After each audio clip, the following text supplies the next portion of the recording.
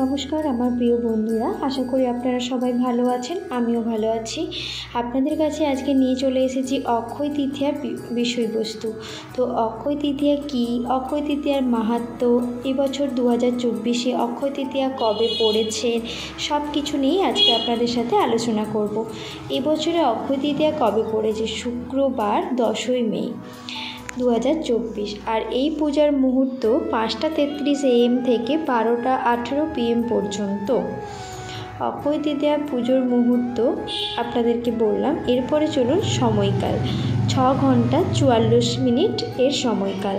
তৃতীয়া তিথি শুরু হবে 10ই মে 2024 সকাল 4:17 থেকে, আর তৃতীয়া তিথি শেষ হবে 11ই মে 2024 দুপুর 2:50 পর্যন্ত। তো আমরা প্রথমেই জানলাম যে অক্ষয় তৃতীয়ার সময়সূচি। এরপরে আমাদের জানা যাক যে অক্ষয় তৃতীয়ার অর্থ কী।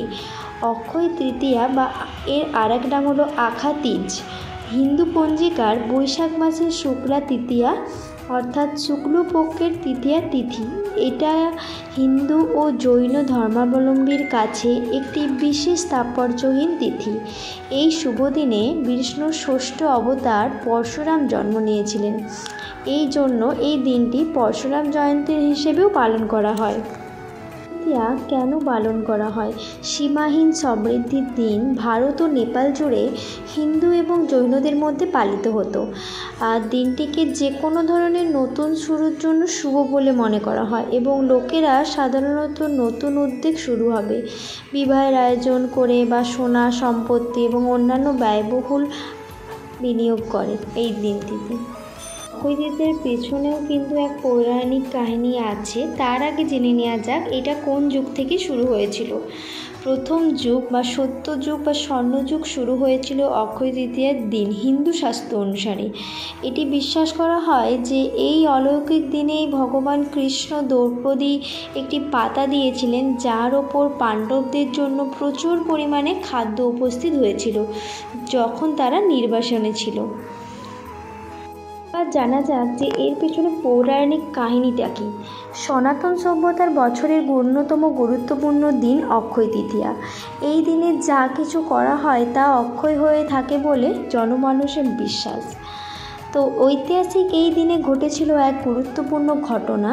হাজার হাজার পরও ভারতভূমির প্রতিটা কোণায় যার ছাপ রয়ে গিয়েছে। তো অক্ষয় তৃতীয়াকে দেশের অনেক প্রান্তে পরশুরাম জয়ন্তীও বলা হয়।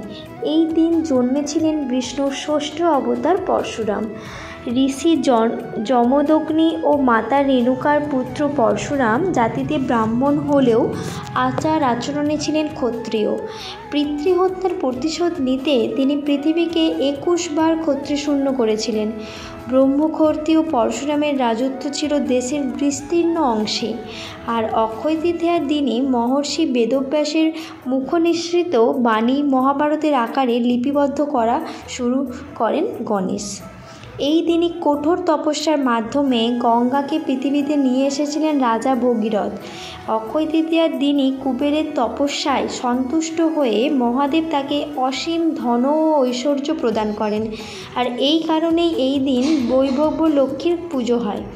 আর এই দিন কিছু করলে তা অক্ষয় বলে মনে করা হয়। আর অক্ষয় তৃতীয়াতেই পুরীতে জগন্নাথ ধামের রথযাত্রার রথ নির্মাণ শুরু হয়। এই দিনেই ক্রেতা যুগ শেষ ও দ্বাপর যুগ শুরু হয়েছিল। এই অক্ষয় তৃতীয়ার সূচনা হয়েছিল। তো আমি যতটুকু জানি আপনাদের সাথেও আমি সেটাই শেয়ার করলাম। আর 2024-এ অক্ষয় তৃতীয়া কবে পড়েছে সেটাও বললাম। তো আজকের ভিডিওটা যদি আপনাদের ভালো লেগে থাকে অবশ্যই লাইক কমেন্ট শেয়ার করতে কেউ ভুলবেন না। আর সবাই চ্যানেলটিকে সাবস্ক্রাইব করে পাশে থাকবেন। Thank you.